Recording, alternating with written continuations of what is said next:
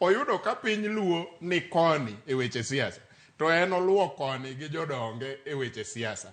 To ma pok notimore nikech waneno kata Talai clan malo e Rift Valley ka thurgi jatelo mar piny Kenya kawuono. Ok notimore kata Gideon notemo mowuok gi moko ni dhi rwake kamoro aparo ni neno 2022. Ok timre. No Kenya wuoyo nikech jopiny nowacho niya ka un jodongwa to wane mutelonwa ma ka udhi kocha utelo kuma wan waonge to wan ok utelonwa kar ung'e gi mutelo ne kono. Donge notam mag Gideon.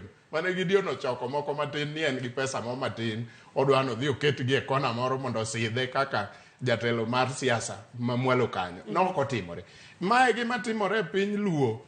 Joluo ni koni e weche siasa. To Nyandiko Ngadi owuok orie komachielo gi jodongo mabathe ka kisiasa. Koro Joluo penjore ni utelo ne ng'a onego bed ni un jodongwa. To wan koni un kocha utelo ne ng'a. Koro Joluo en wan. That is the question. Koro iwinjo gima koro timore. Kane jaduong' ma ker mane nitie chon ne onindo. To Nyandiko Ngadi ne owek gi regalia. To regalia koro ok mi power ka jomo nego bed ni rito gi regalia no ni kumoro nono. Donge nodhi otim budho Homa Bay Obuya. Donge Homa Bay ema nodhi oyiere Odungiranda. Jodongo manoyiero Odungiranda ka ididwa kwene gin ok gin jodongo. Koro ka ema nonengo bed ni walose gini kane wan Joluo madwa konyo piny Luo. Ne ok wawe gini nyaka sani. Kama dwa ni mondo wabede gi seyo wate both sides. Side makocha gi koni. Ne ok onengo wawe wach ni wuog kaka no wuok Homa Bay ka pogruok wuok cha. Ne wa make sure ni gino orumo gi kanyo. To nikech ne wasewe wamiyo jo siasa yot. Koro joma ni kocha e paro mar siasa ringo yudo kama gijote. Giwacho ni gibe gin gi jodongi. Jok man koni e weche siasa be ringo yudo kama gijote. Giwacho ni gimbede gin gi jodongi.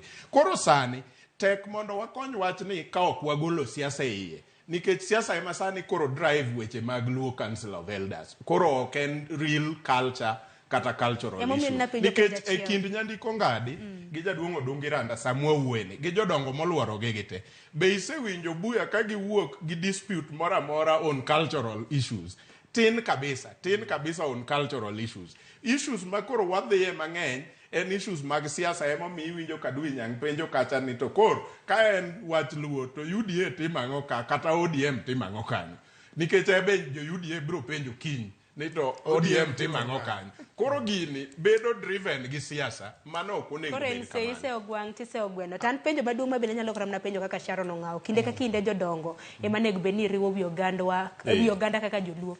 Ng'a biro riwo wi jodongo? Mane penjo maduong'. Adwa medo go matin kata duoki kanyo. Moving forward.